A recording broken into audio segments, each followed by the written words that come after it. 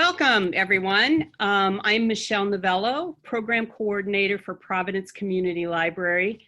Thank you for joining us tonight. We are so proud to host part 2 of the series on the struggle for African Americans to achieve civil rights, entitled Power, Privilege, and Social Justice: The History of African American Civil Rights in Providence, Rhode Island. We're grateful to our sponsor, the Rhode Island Council for the Humanities, and our highly valued partnership with Rhode Island Black Storytellers and Rhode Island Black Heritage Society. So this hour-long event begins with a short story from Valerie Tucson, then a presentation by Teresa Guzman Stokes with a short Q&A afterwards.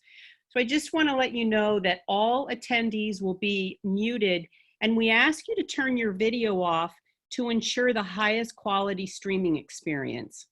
We also encourage you to send your questions throughout the lecture via chat, and we'll answer what we can during the brief Q&A at the end. If time doesn't allow us to get to your questions, the last slide in the presentation will show you how to contact Teresa directly. Many of you filled out the survey from last week's presentation. We really appreciate that. Your feedback is really invaluable. And some of you asked about more resources and reading lists on this subject. The Providence Community Library website has a comprehensive racial justice resource guide, which also includes an excellent reading list.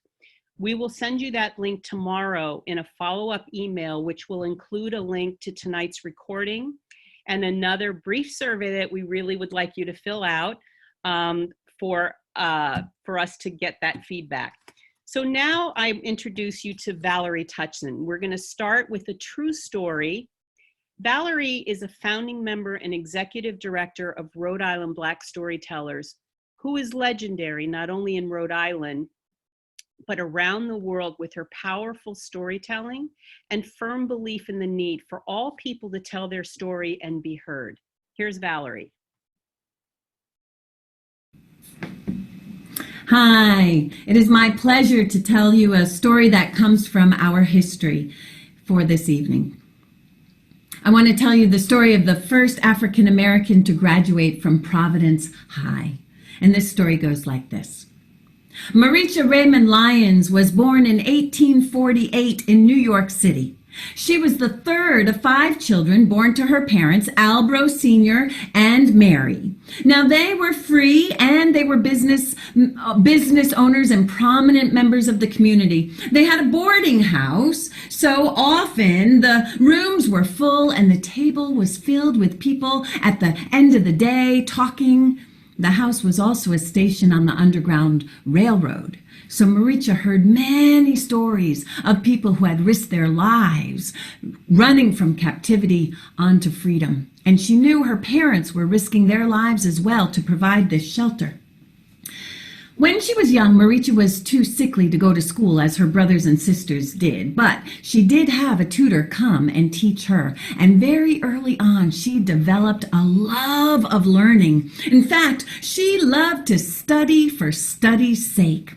She was often found buried with her nose in a book. In 1863, in July, the summer in New York was hot. And I'm not talking just about the temperature. I am talking about the political climate. Because you see, in January of that year, the Emancipation Proclamation had been issued, and the Civil War was heating up. There was need for soldiers. And so the draft notices had gone out, and in New York, there were riots. You see, the white men who couldn't come up with the $300 to avoid the draft had taken to the streets. They were furious. They had also been told that if the North won the war, when the freed people came from the South, they would flood into places like New York City and they would take over their jobs. There was fear, there was fury, and the riots were ridiculous. The men were going through the streets and they were pulling up the railroad tracks and knocking over the telegraph poles. They were destroying black businesses. They even burned down a black orphanage. Albro was able to get his family out of the heat over to Williamsburg, but it wasn't far enough. So the Lyons family got on board a train, and they rode from New York first to Massachusetts, and then after a little while they went back to New York, but it still wasn't safe. So Albro got his family on the train, and they settled in Providence, Rhode Island. In 1865, they were living at 16B Street, and they quickly set up business. Albro opened up an ice cream parlor, and his wife, Mary, started a hairdressing salon. And when the summer was over, Maricha couldn't wait to go to school. She was 16 years old, and she was ready to go to high school. Her older siblings had finished their schooling, and her youngers would be going to the grammar school, but she would be going to high school. She and her mother went to Providence Girls High so that she could register. And as soon as she arrived, she was informed that the high schools were not open to colored children, and they were dismissed. Maricha and her mother returned home. But I already told you this was a family that knew all about fighting for justice and freedom and equality. So the family got connected with a movement that had been happening in the Black community, spearheaded by a man by the name of George Downing, who had also come from New York. He had landed himself in Newport, where he was a caterer, and for years he had been petitioning the Rhode Island state legislature to desegregate the schools. Well, Maricha was involved in the planning this time, and she had an important job to do. When she was 16 years old, she had a letter in her hand, and she climbed up those state house steps and went and stood before those men who were members of the legislature.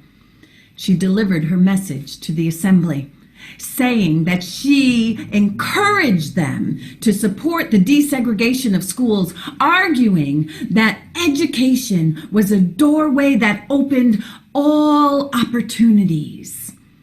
Well, she must have done a good job, as did the others who were involved in this long fight. And when the legislature voted, they finally decided to desegregate the schools. And that cleared the way for Maricha to go to Providence High. I wish I could tell you that once she got to school, everything was fine, but you can imagine that wasn't the case. In fact, she walked into the school, and the white girls who were there would rather sit themselves in the windowsill or crowd in their own desks rather than share space with her. But that didn't matter to Maricha, because she was there for the love of learning. She was there because this was her doorway to her opportunity. She studied hard, and it wasn't long before the school teacher, Sarah Doyle, recognized what a good student she was. And 4 years later, in 1869, Maricha Raymond Lyons was chosen as one of the 4 speakers at Providence Girls High graduation. And on that day, she was the first African American to graduate from a Providence high school. She spent the rest of her life in education and activism, as she had seen her parents do, as she had done herself as a young woman. She did until the day she died. And that's the true story of Maricha Raymond Lyons for you.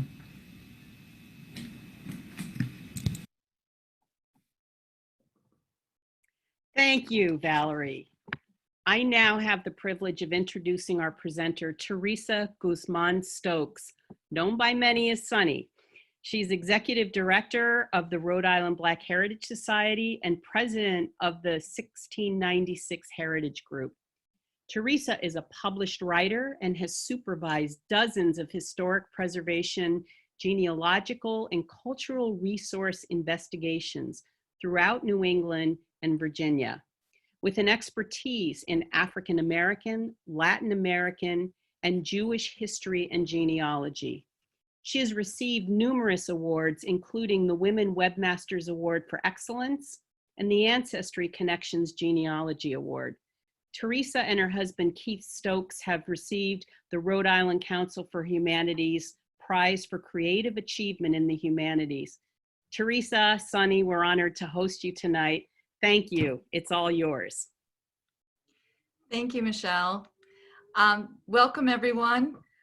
Thank you for coming tonight. I'm looking forward to speaking to all of you. Tonight, we're going to talk the second part of the series, Power, Privilege, and Social Justice, A History of African American Civil Rights. This is part 2, Separate and Unequal in 19th Century Providence.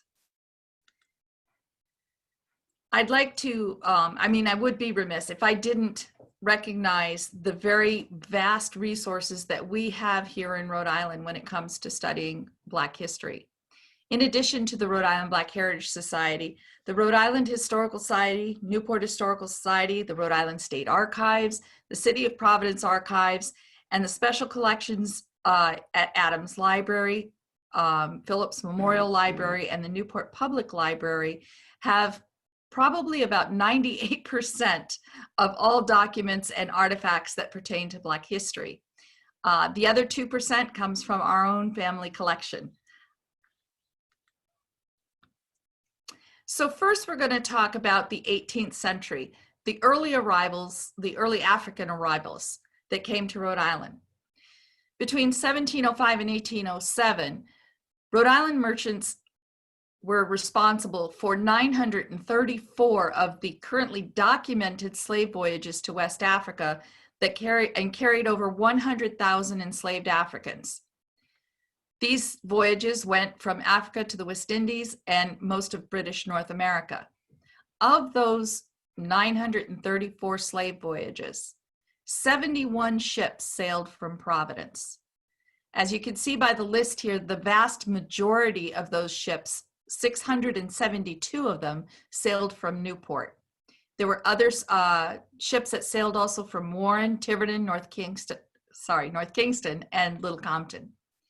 Of the Africans that arrived here from the Gold Coast and the Cape Coast of West Africa, they often went through Barbados and Jamaica.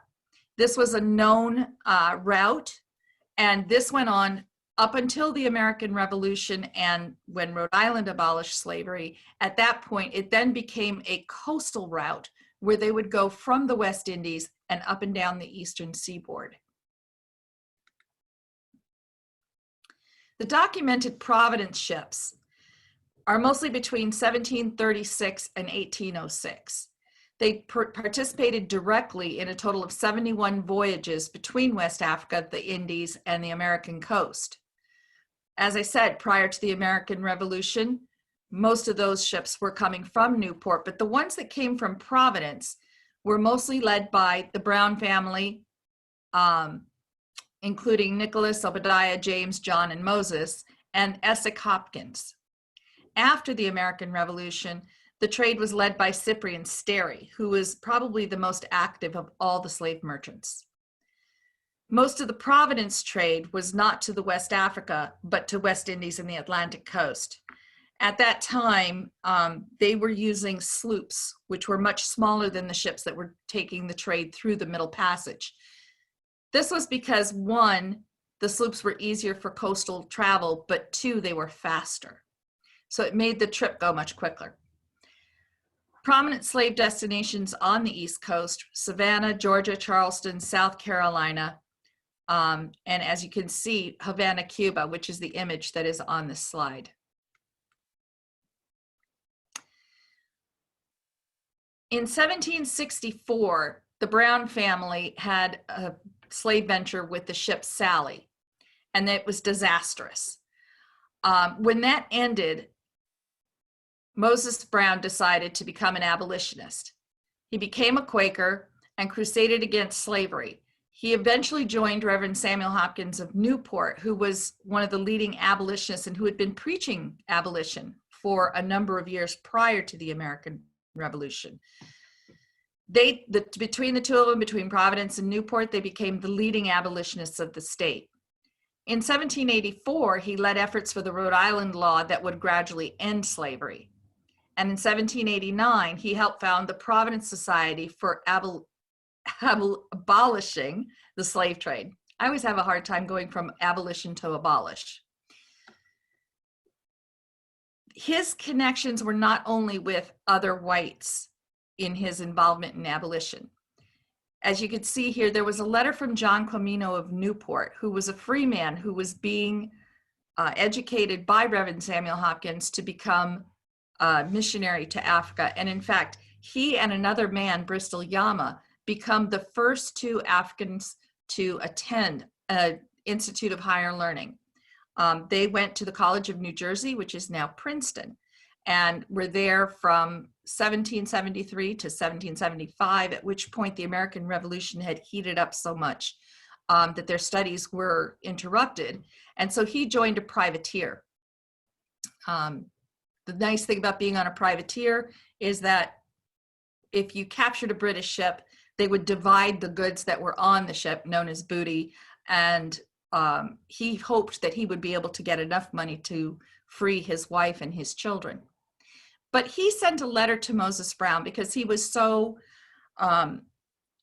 admiring of him for the work that he was doing for Africans. And this is an important letter. He says, having some late understanding of your noble and distinguished character and boundless benevolence with regards to the unforfeited rights of the poor unhappy Africans of this province, and of your sundry petitions to the General Assemblies in their favor, has excited one of that nation, though an utter stranger, to present gratitude and thanks before you for all your excellent endeavors for the speedy salvation of his poor enslaved countrymen, and for what you were kindly disposed to do already of this kind in freeing all your servants, hoping that you will be highly rewarded hereafter by him who has promised to remember the merciful at the great reckoning day. Unfortunately, John Comino was killed at sea while serving on that privateer. So when we talk about the evolution of the free African community in Providence, by 1790, 475 people lived in Providence, 427 of them were free people, and 48 were enslaved. These were in two of the census districts on the east side, the district north of present-day College Street and the, I'm sorry, I lost myself, and the district to the south that included 208 free and 20 enslaved. The end of the 18th century would bring challenges for the largely free African heritage community of Providence, which we're going to talk about in these slides, because they didn't just sit back and wait for somebody else to help take care of them. In 1780, the Free African Union Society of Newport was established. It was the first of its kind, and they communicated with their brethren in Providence. And by 1789, Providence had its own Free African Union Society. They were founded by College Hill residents London Spear, William Stokes, Bonner Brown, Cudge Brown, James Mackenzie, and Bristol Olney. Now, you might remember from last week's presentation, if you were here, that some of those names, particularly Cudge, is a name that shows up throughout the African diaspora. One of their first acts as a society was to establish the African Meeting House, and that was established along Meeting and Cogden Streets. That meeting house was completed in 1821, and it later becomes the Cogden Street Baptist Church, which is now the oldest African church in Rhode Island. In 1822, the meeting house was dedicated with a capacity to serving up to 500 worshipers. Parade and community leaders were Alfred Niger and George Willis. And those two names show up quite often in many of the things that are going on in Providence at that time. They were not only a part of the African Union Society, but they worked throughout their community and their church. As Valerie's story pointed out, education was an important issue for the Africans of Providence. The education of members of the African heritage community in Rhode Island was made the responsibility of the African Union Societies, or I should say, they took on that responsibility. Like their Newport brethren who started their own church and their own school, in Providence, they did so as well. Newport's was established in 1808. The African Union Society of Providence would include a private school within the African Meeting House. And later, that school was included in the Second Free Will Baptist Church in 1837, and the city of Providence opened the first public school for African heritage children at what is today the Meeting Street. It's Providence Preservation Society on Meeting Street. One of the issues that has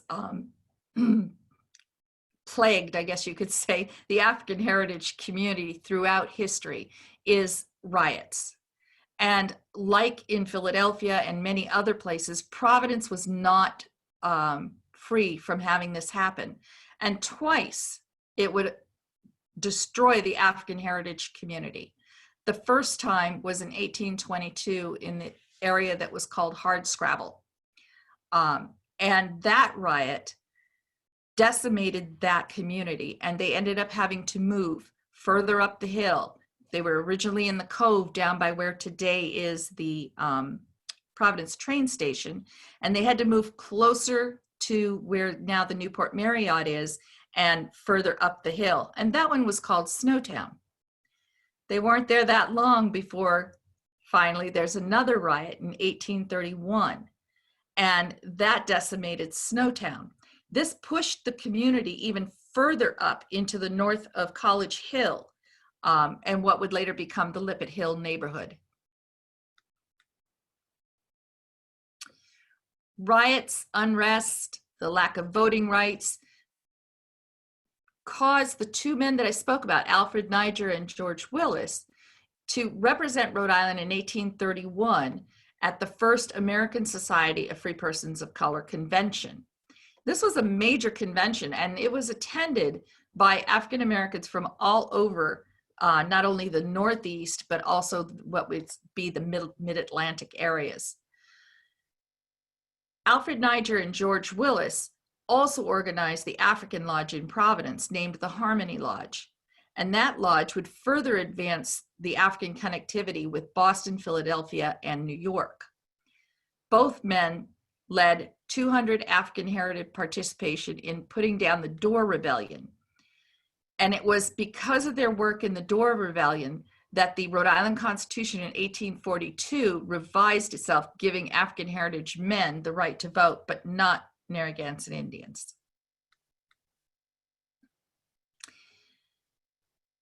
Valerie in her story mentioned George T. Downing of Newport.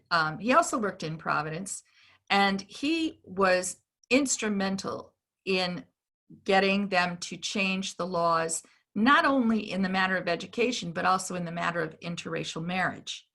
This was something that was very important to him, and working with people in Providence and with the Reverend Malon Van Horn of Newport, they were finally able to pass the integration of public schools in Rhode Island.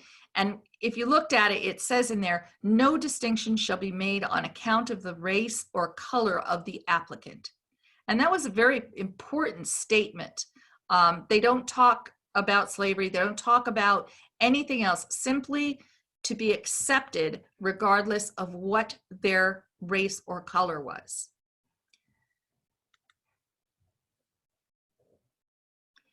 So Thomas Howland, who was a Providence tavern keeper, was on Market Square, which is at the basin at the end of College Street. The directory also listed him later as a grocer. He was elected warden of the 3rd Ward of Providence in 1856, the first African heritage person to hold elected office in Providence. Despite his business and political success, his interests remained tied to Africa, and he left for Liberia in 1857. He is the second such group that I know of. One left in 1826, mostly a church group. But he went and wanted to establish his businesses there. At the same time that they're trying to enact laws to make sure that people could marry who they wanted to and go to the schools that they wanted to, there was also the wanting to advance their business interests. And so from that transition from slavery to freedom, most of the occupations of African heritage men and women were what we would now call skill trades. They were barrel makers, they were stonemasons, women were often seamstresses, domestics, and they worked in gardening as well. As Newport began to decline after the American Revolution, Providence began to grow, and that becomes part of the Industrial Revolution. That economic transition allowed the African heritage people and their trade skills in Newport to then transfer those skills to Boston, Connecticut, and to Providence. One of the things that I think it was mentioned last week and bears mentioning again, because so many people worked in this industry, and that was with the sea. The maritime industry, obviously in Rhode Island, because of us being the ocean state, was big here. And at different points in time, when they had taken count of everyone who worked in it, sometimes as much as 20 to 25% of the crews of these ships were of African heritage. They were hired there because of their skills and ability. It didn't matter what their race was. And it bears noting two wonderful books, if you want to follow up on this. Blackjack's African-American Seamen in the Age of Sail by Jeffrey Bolster, and Jay Cottre's The Notorious Triangle, are two books that really went in depth into the African heritage participation in the maritime trades. And as I had mentioned earlier, John Quamino did just that when he went on board a privateer. The occupations, as I mentioned before, were varied. And I've listed some here for you of African heritage Providence residents of the 19th century. We have listed in census records and in city directories, Britton Saltonston, who was a cabin boy on a Navy ship called the Alfred, and he had his Seaman's Protection Certificate, and he served as an able-bodied seaman for 20 years. And if any of you don't know, the Seaman's Protection Certificate came about because the British had this really nasty habit of catching an American ship and then impressing the crew onto their ships. The Seaman's Protection Certificate allowed them to say, it was probably our equivalent of a passport.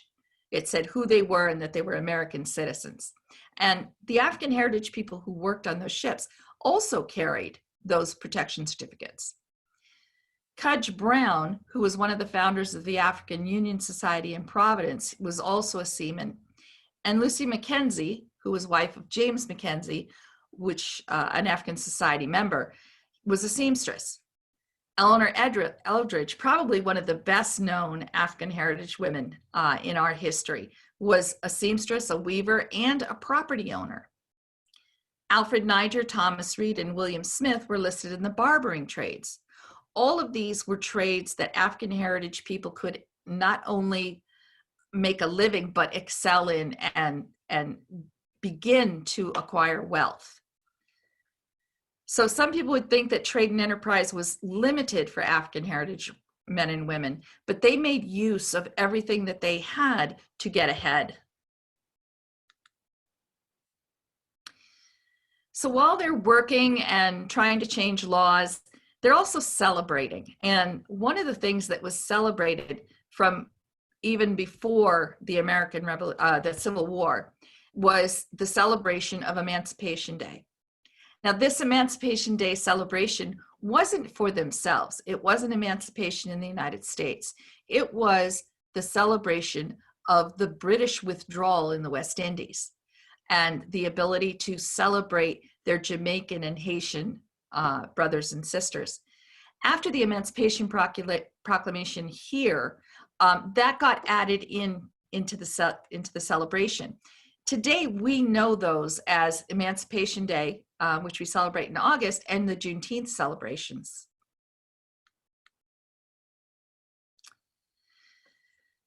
At the same time that they're doing all this, they're moving now into wanting to be equal. And so they start moving towards the issues of civil rights.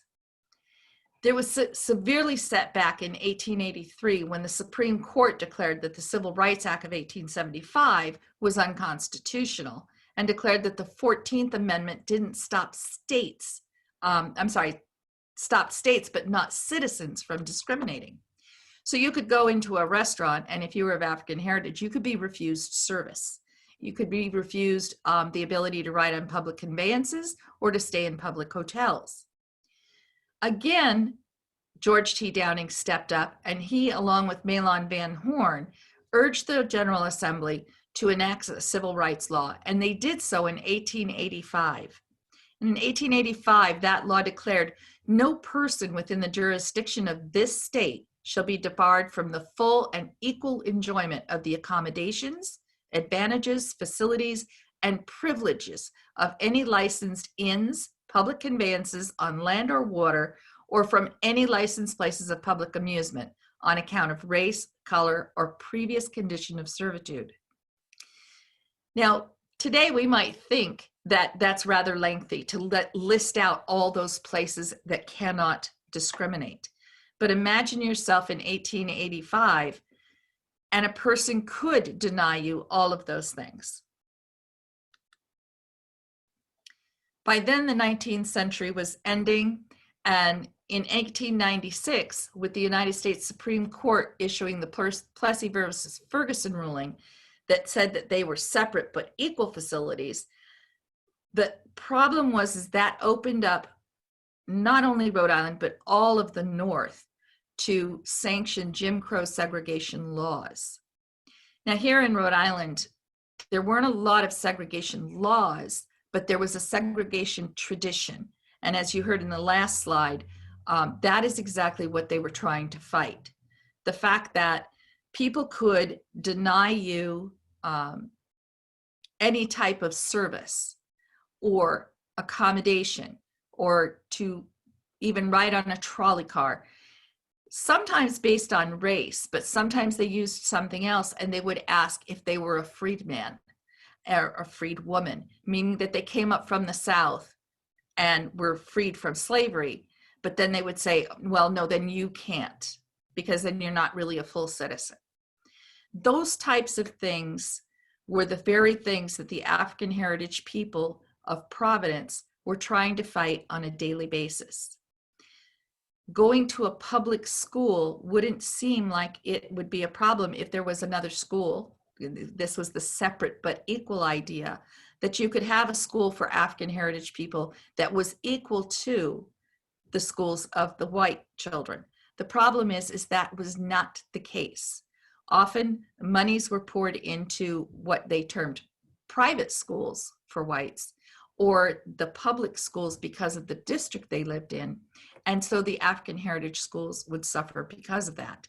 These laws were very important, and the people who fought for them, Alfred Niger and George Downing and Reverend Mahlon Van Horn, these were issues that they were fighting on a constant basis. And when they finished with one, whether it was the desegregation of the schools or interracial marriage, then they moved on to the next issue, which, you know, in their case was being able to go into a hotel or a restaurant and not be charged twice what the white person was, or to not be denied service.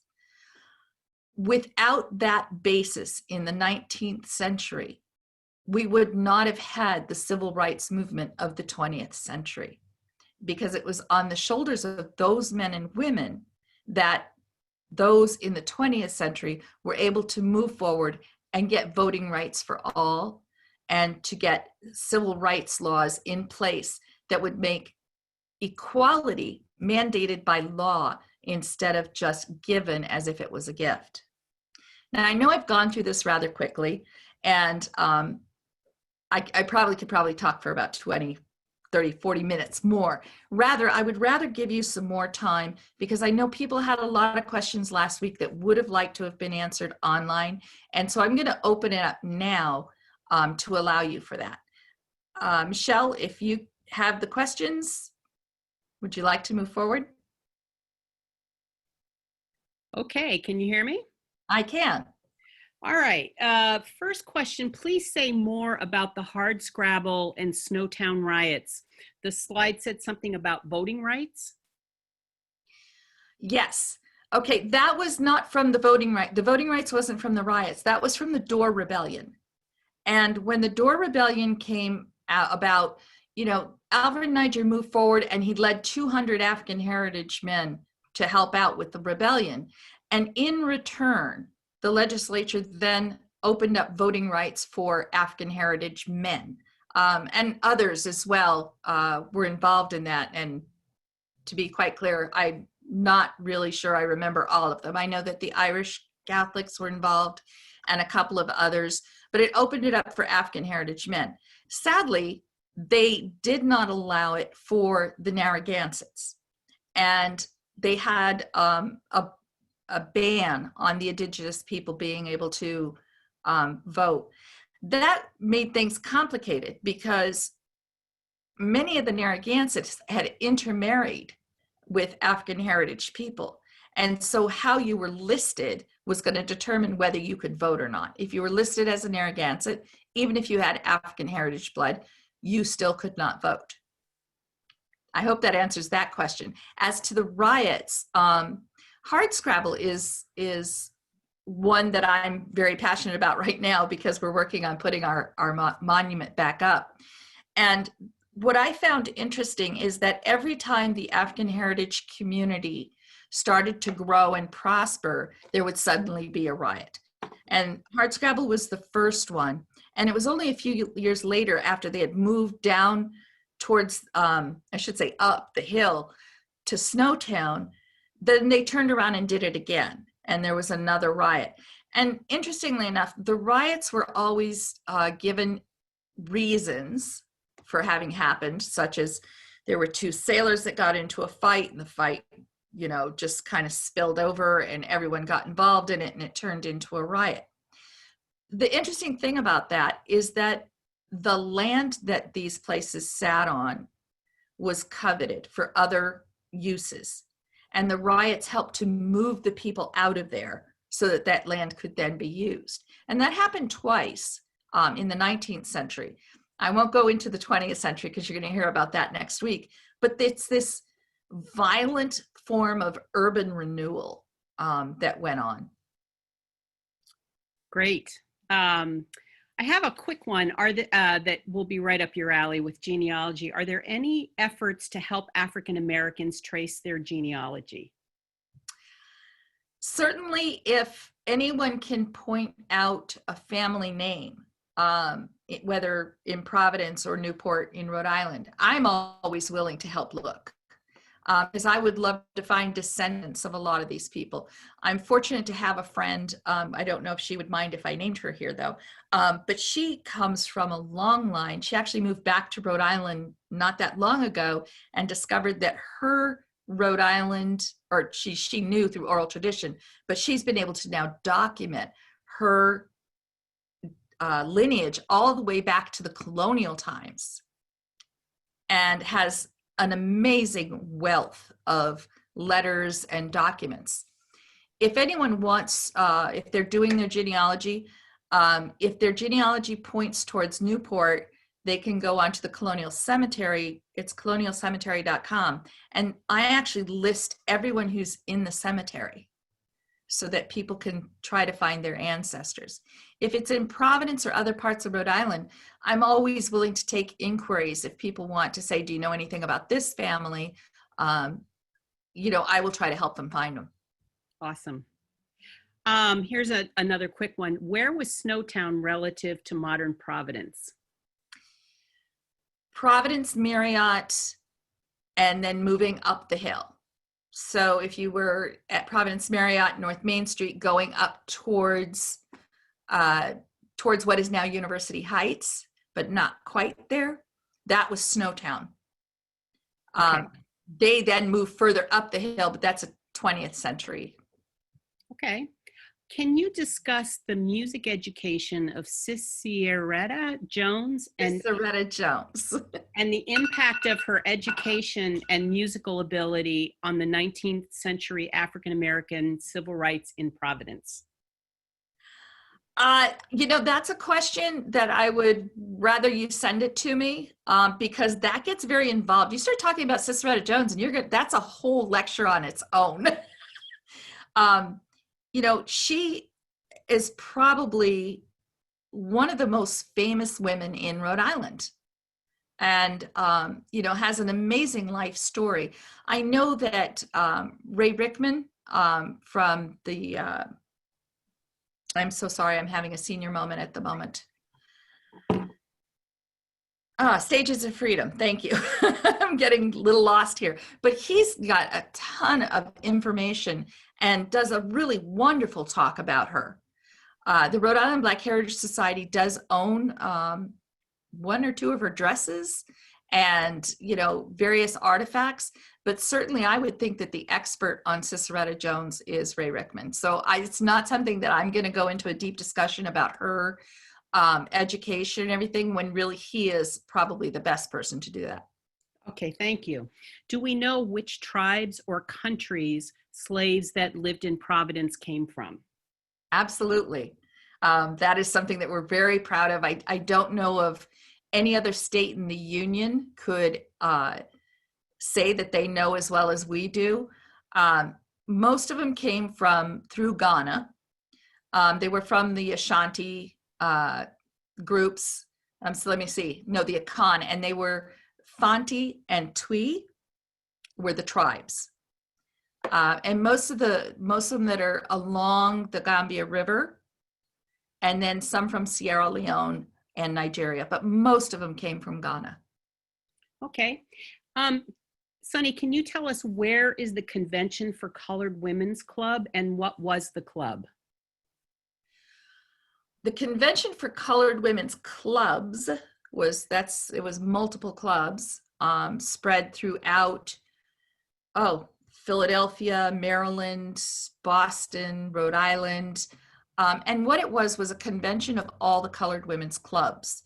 So all the different various clubs, whether they were church-based or civic association-based, all came together. And that has an interesting story in itself because, they came together, they renamed and reformed into the National Association of Colored Women's Clubs. And they were really important when it comes to talk, especially this year as we're celebrating women's suffrage. That's the untold story. We talk a lot about the women who fought for the right to vote. What they don't often talk about are the colored women who had that same fight. And the reason I say that is because there was a major issue that separated the two, the National Colored Women's Clubs and the white organizations that were fighting for women's suffrage. And that is that while the national movement towards suffrage was very focused on that, they had a hard time accepting and understanding that for colored women, it wasn't enough to get the vote. They were also fighting equality, the need for equality. They were fighting the need for better education. And they took all those issues under their wing at the same time that they were fighting for the right to vote. Many people don't know that these groups still exist today. Newport, the Newport Women's League is still here. And, they are part of that. And they don't know that many of the women here in Rhode Island in the colored women's clubs were a part of that national convention. And some of them are the founders of it. Okay, an image from the slide about West Indies emancipation celebrations noted the annual date as August 1st. Is this still a day that is celebrated or has it blended with something else? No, it is still celebrated, mostly by smaller groups. We celebrated it this past August. That's an important celebration date because while the Emancipation Proclamation here in North America, in the United States, freed slaves, but it didn't free everybody. So there's that misconception that, now everybody was free.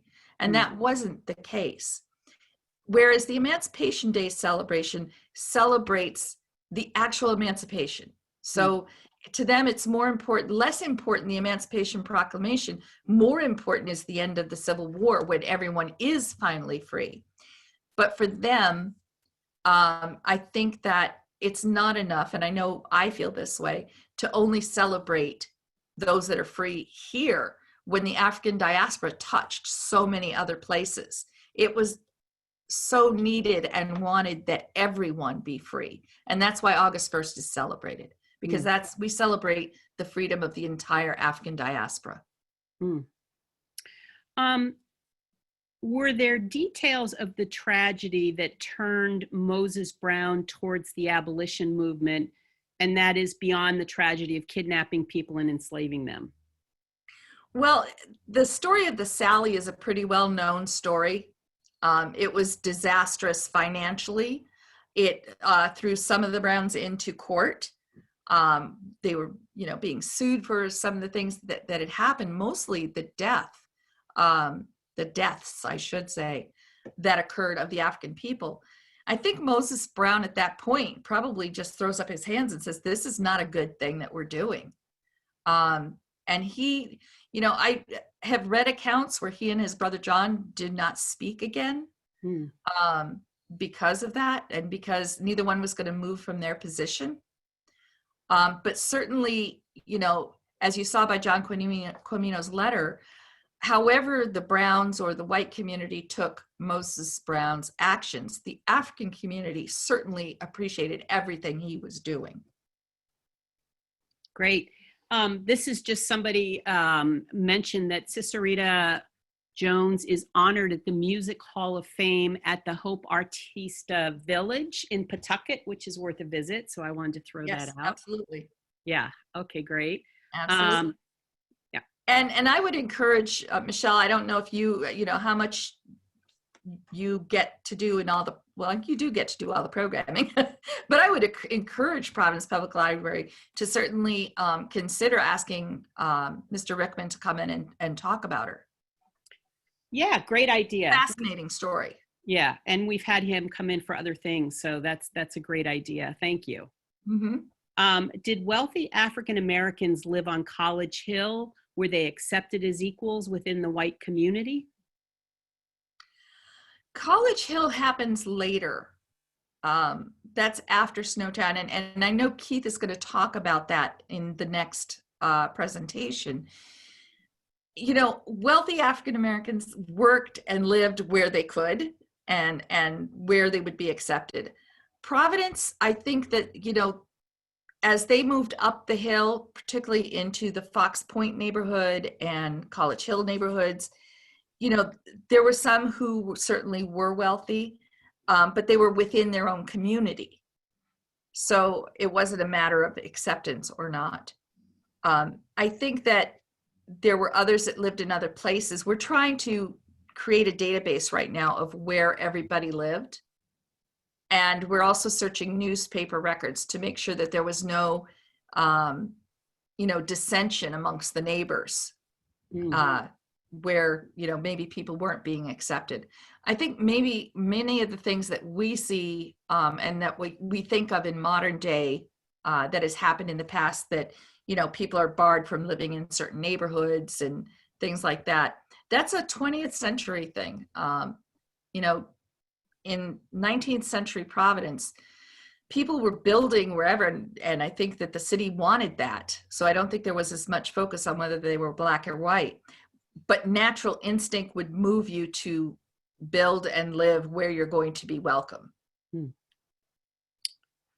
Is there any effort underway to research and connect the histories of riots in African heritage communities nationwide in the context violent urban renewal? Well, we're certainly working on it. It's something that fascinates me, that there was, during that Hardscrabble and Snowtown, we were not the only communities experiencing that. It was happening in New York, Philadelphia, New Jersey, many other places. And it seems to me that, that bears study. And I became very interested in it because of a different project that we were working on 20th century civil rights, that, the Fox Point neighborhood got completely, demolished and moved out of there to what is now India Point Park. That's where they used to work. That was the working waterfront there. And they lived right there in the Fox Point neighborhood. So I became interested in this idea of how is that what happened there any different from what happened with the riots? And, you know, other than they call one a riot and the other one's called urban renewal, and they do it without perhaps all the violence, but it's still trying to take land from people and trying to take homes and moving them away because they're not wanted there or because the land suddenly is valuable. The idea of using violence to do that is something that I'm finding, besides being abhorrent, it's very interesting to me. Like, I almost want to say, did people get together and say, let's start a riot and move these people out of here? Or was this something that just sort of built up until it happened? So it is something that I'm studying and looking at, not only in Providence and Newport. Well, Newport didn't have as much, but in Providence. But I'm also looking at Philadelphia, New York, and other places to find the connectivity between it, because it all happens at the same time. Wow. I'm just going to add a plug for a documentary on Ciceretta. How do you say her name? Ciceretta? Ciceretta Jones. As part of Unladylike 2020 series that Providence Public Library is holding with their Stages of Freedom. So that's a different library than us, but they are holding that series. Somebody mentioned it, and it's on October 19th. So you can check out their website for that. Yes, and as I said, I think there's probably no one better suited to presenting that than Ray Rickman. Yes. Okay. Could you discuss further the origin of the separate and unequal phrase and tradition? Well, separate and unequal came from Plessy versus Ferguson. And that's when they decided that as long as Blacks had a school or, you know, whatever other facilities that whites had, then that was okay to have them separate. And they called that separate and equal. However, it was never equal. And I think that's when, you know, we've started to call it the Jim Crow tradition, because although there were never, well, in some places there were, but here there were no laws saying you can't go into this restaurant or you can't do this or that. It was still done by tradition, and private owners were allowed to do it. The state was allowed to do it as long as they provided another school or whatever the facility was. The idea that they would ever be equal just never panned out, never came about, because when they were allowed to do that, then they were also allowed to decide what resources were going to go to each of them. And that was never equal. Great. This is an interesting one. What year did the Crown Hotel allow Blacks to start staying there? I'm going to say that it would have happened at the same time as the law was passed, which I believe was 1885. Okay. So I would think that it was at the same time. But, you know, we included the image of that hotel, but I'm still looking into the records on it.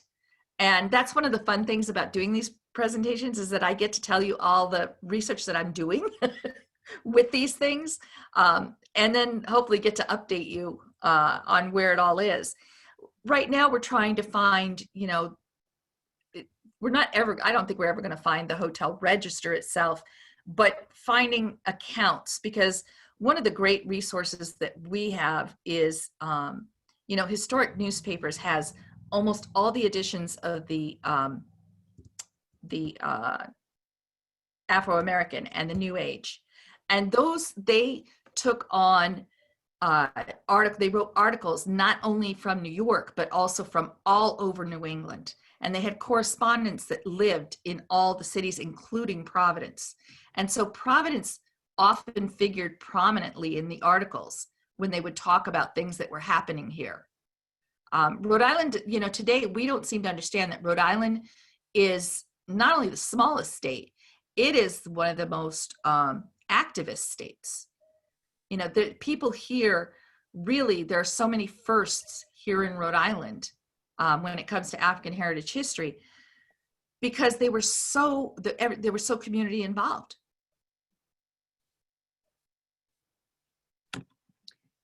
I'm just trying to field some of these. This one's right up your alley. It's what you and Keith are working on. Are there any initiatives to get these types of real history to be included as part of the curriculum for elementary and high school students in Rhode Island?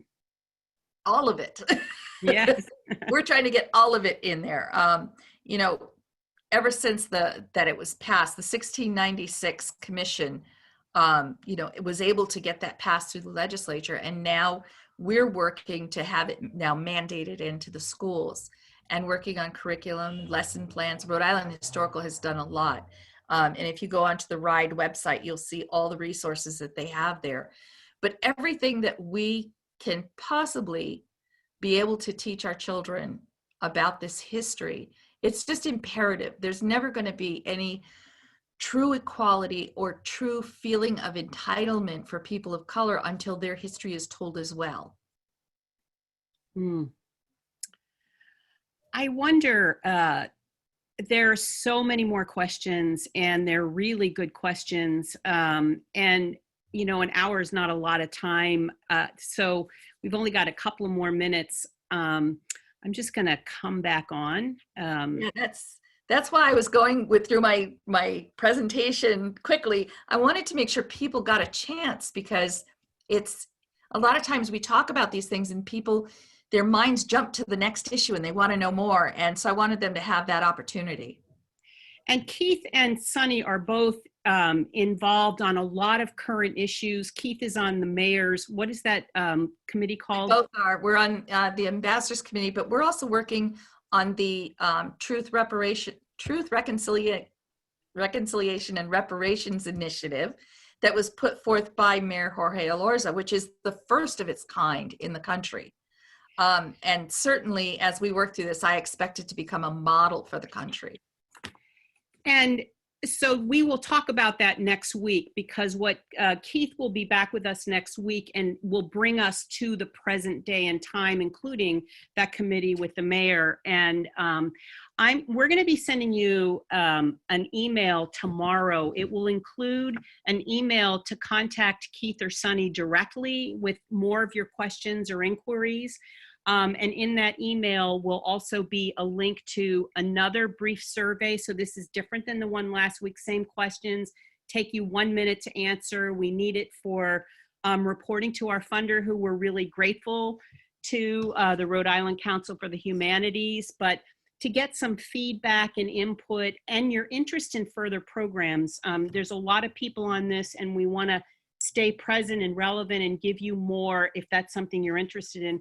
So don't forget to register for part 3, which is the third and final in this series. It'll again be next Wednesday from 6 to 7 o'clock. In that email, I'll give you a link to the recording of tonight's event. And Keith and Sunny have been very generous in giving us the slideshow to share with you so that you have access to those slides.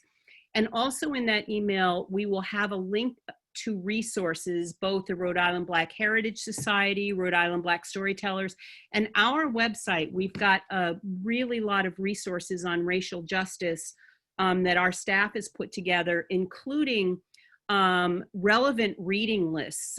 Some people asked in the survey last week, where can I get good reading lists? And our staff has done a tremendous job updating the link, and that will be in your email tomorrow as well. So Sunny, thank you. We could go on and on. You and Valerie, really, thank you so much for putting all the time into this and a great presentation. And I thank you on behalf of all the attendees and Providence Community Library. We're just grateful for the partnership.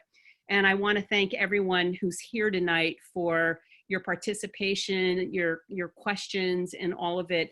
I hope you'll all sign up for next week, and have a great week, and we'll see you next Wednesday. Thank you. Thank you, Michelle.